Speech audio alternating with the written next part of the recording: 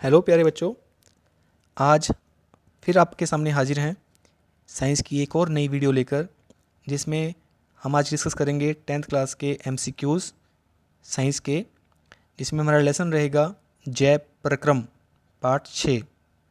चलिए शुरू करते हैं। पत्तियों में गैसों का आदान प्रदान कहाँ होता है? आप जानते हैं जो पौधे होते हैं वो प्रकाश संश्लेषण की अभिक्रिया करते हैं और जिसमें दो गैसों का आदान प्रदान होता है, ऑक्सीजन और कार्बन डाइऑक्साइड का। तो वो किस माध्यम से होता है, किस तरीके से होता है? पत्तियों के माध्यम से होता है, लेकिन पत्तियों में भी कहाँ से होता है, पत्तियों के किस भाग से होता है? शिरा से, रंध्र से, मध्य शिरा से, या इनमें से कोई नहीं? बताइए बच्चों। रंध्र रंध्र क्या होते हैं? छोटे छोटे सुराख होते हैं पत्तियों के नीचे, जिसे स्टोमेटा भी कहा जाता है इंग्लिश में। तो वहाँ से गैसों का आदान प्रदान होता है। प्रश्न 2, रक्त में आयरन की कमी से होने वाला रोग है, कौन सा रोग है? टीबी, मधुमेह, अनीमिया, उच्च रक्तचाप। मतलब शरीर में आयरन की कमी हो जाती है तब क्या रोग महसूस होता है आपको? आपने सुना होगा टीबी होती है ना, मधुमेह वो शुगर का है, अनेमिया अनेमिया होता है ना, अनेमिया बिल्कुल सही, अनेमिया रोग होता है। देखिए बिल्कुल सही उत्तर है अनेमिया। तीसरा प्रश्न है, कौन सी क्रिया सभी जीव के लिए अनिवार्य है? प्रकाश संश्लेषण, वाष्पोत्सर्जन, श्वसन, चलन। आप जानते हैं प्रकाश संश्लेषण किस में होती है? पौधों में होती है। वाष्पोत्सर्जन क्या होती है? ये भी पौधों में होती है। श्वसन क्या है, इसके बारे में बात करते हैं। चलन क्या है, मतलब मूवमेंट, मूवमेंट इंसानों में होती है या कुछ जीव जंतुओं में होती है। श्वसन क्या है? श्वसन का अर्थ है कि भोजन लेना और उसकी ऑक्सीजन के साथ अभिक्रिया करना। वो भोजन किसी भी रूप में हो सकता है। ये जो श्वसन की अभिक्रिया है ये सबके लिए अनिवार्य होती है। चौथा प्रश्न, पादप में जाइलम उत्तरदायी है जल का वहन के लिए, भोजन के वहन के लिए, अमीनो अम्ल के वहन के लिए, ऑक्सीजन के वहन के लिए? बताइए। जल के वहन के लिए। जो जल होता है वो जाइलम के थ्रू होता हुआ ऊपर की ओर पहुंचता है। पांचवा प्रश्न है, रक्त इनमें से किसकी उपस्थिति के कारण लाल दिखता है? ये तो बहुत बार सुना हुआ है आपने। गोबिन तो कोई सी चीज़ है, हीमोग्लोबिन, थ्रोम्बोप्लास्टिन, फाइब्रिन। बिल्कुल सही उत्तर दिया आपने, हीमोग्लोबिन। हीमोग्लोबिन की वजह से रक्त लाल दिखाई देता है। छठा प्रश्न है, प्रकृति में ऑक्सीजन का संतुलन कैसे बना रहता है? संयोजन क्रिया, प्रकाश संश्लेषण अभिक्रिया, अपघटन अभिक्रिया, इनमें से कोई नहीं? क्या उत्तर आएगा इसका? प्रकाश संश्लेषण की अभिक्रिया से, क्योंकि प्रकाश संश्लेषण की अभिक्रिया क्या है? पौधे करते हैं, पौधे कार्बन डाइऑक्साइड लेते हैं और ऑक्सीजन को छोड़ते हैं। और श्वसन की अभिक्रिया है, वो भी लगभग दुनिया का हर एक जीव जंतु है, प्राणी है, वो इस अभिक्रिया को करता है। तो वो रिवर्स अभिक्रिया होती है। इस तरह से ऑक्सीजन का बैलेंस बना रहता है। सातवां है, मनुष्यों में सांस लेने और छोड़ने की क्रिया को क्या कहा जाता है? श्वसन, श्वासोच्छ्वास, निश्वसन, निश्वसन। बताइए। इसका है श्वासोच्छ्वास, मतलब सांस लेना, श्वास छोड़ना। ये श्वसन नहीं कहलाती। श्वसन का अर्थ होता है, मैं पहले बता चुका हूँ, कई बच्चे श्वसन का अर्थ समझ लेते हैं सांस लेना, सांस छोड़ना। नहीं, श्वसन का अर्थ होता है भोजन का ऑक्सीजन के साथ अभिक्रिया करना, वो श्वसन कहलाता है। यहाँ बात चल रही है, प्रश्न में पूछा गया है सांस लेना, सांस छोड़ने की अभिक्रिया को क्या कहते हैं? तो वो है श्वासोच्छ्वास। चलिए अगले प्रश्न की ओर। आठवां प्रश्न, प्रकाश संश्लेषण होता है कवकों में, जंतुओं में, हरे पौधों में, परजीवियों में? बहुत ही सिंपल प्रश्न है, पहले डिस्कस किया जा चुका है। हरे पौधों में, बिल्कुल सही उत्तर है, आपने भी सही उत्तर दिया। मैग्नीशियम पाया जाता है प्रश्न 9, मैग्नीशियम पाया जाता है क्लोरोफिल में, लाल रक्त कणों में, वर्णीय लवक में, श्वेत रक्त कण में। किस में पाया जाता है मैग्नीशियम, बताइए? क्लोरोफिल में। क्लोरोफिल के अंदर मैग्नीशियम पाया जाता है। जैसे क्लोरोफिल कहाँ होता है?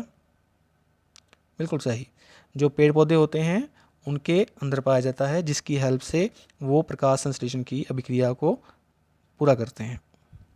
प्रश्न 10, प्रकाश संश्लेषण क्रिया में ऑक्सीजन बाहर निकालता है। कौन बाहर निकालता है? जल बाहर निकलता है, CO2 बाहर निकालता है ऑक्सीजन को, ग्लूकोज बाहर निकालता है, डिक्टियोजम बाहर निकालता है। क्या निकालता है? देखिए, जल से। जो जल होता है प्रकाश संश्लेषण अभिक्रिया के दौरान, वो अपने में से ऑक्सीजन को बाहर निकालता है। हम कहते हैं ना कि ऑक्सीजन आ रही है बाहर प्रकाश संश्लेषण की अभिक्रिया के दौरान, वो कहाँ से आती है? वो जल से बाहर आती है।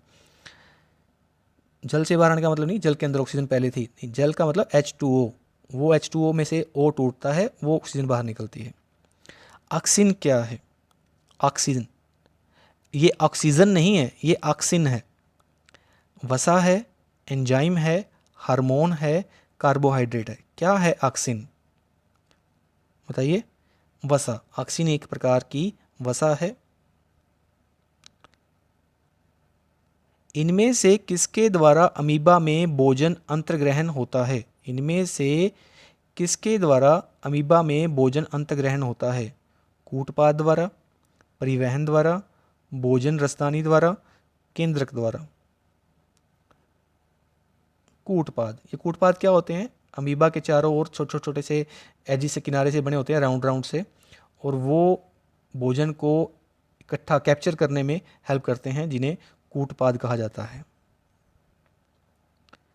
13वां प्रश्न, मनुष्य के शरीर की सबसे बड़ी ग्रंथि क्या है? बहुत ही महत्वपूर्ण प्रश्न है। मनुष्य के शरीर की सबसे बड़ी ग्रंथि है लीवर, अग्नाशय, अंडाशय, एड्रिनल। बिल्कुल सही उत्तर दिया आपने, लीवर। लीवर है जो शरीर की सबसे बड़ी ग्रंथि है। 14वां प्रश्न, रक्षी कोशिकाएं पाई जाती हैं। रक्षी कोशिकाएं पाई जाती हैं जड़ में, पत्तियों में, फूलों में, फलों में। रक्षी कोशिकाएं पाई जाती हैं, किसमें पाई जाती हैं? जड़ के अंदर। जड़ के अंदर पाई जाती हैं रक्षी कोशिकाएं। याद रखिएगा, रक्षी कोशिकाएं जड़ में पाई जाती हैं। निम्नलिखित में से कौन उत्सर्जी अंग है? निम्नलिखित में से कौन उत्सर्जी अंग है? वृक्क, अग्नाशय, आँख, या इनमें से कोई भी नहीं? वृक्क। सही उत्तर है वृक्क।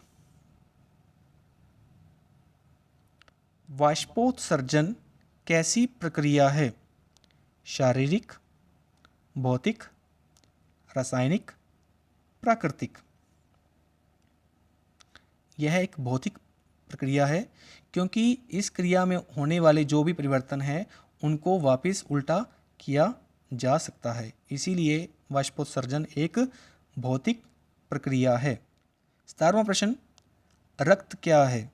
कोशिका, ऊतक, पदार्थ, इनमें से कोई नहीं? रक्त एक प्रकार का ऊतक है। रक्त एक प्रकार का ऊतक है।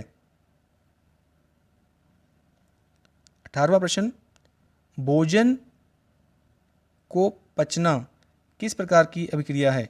शरीर में भोजन का पचना किस प्रकार की अभिक्रिया है? उपचयन, संचयन, विस्थापन, अपचयन। उपचयन मतलब ऑक्सीजन का भोजन के साथ जुड़ना, उपचयन अभिक्रिया है। 19वां प्रश्न, कूटपाद किस में पाया जाता है? पैरामीशियम में, युगलीना में, अमीबा में, इनमें से कोई नहीं?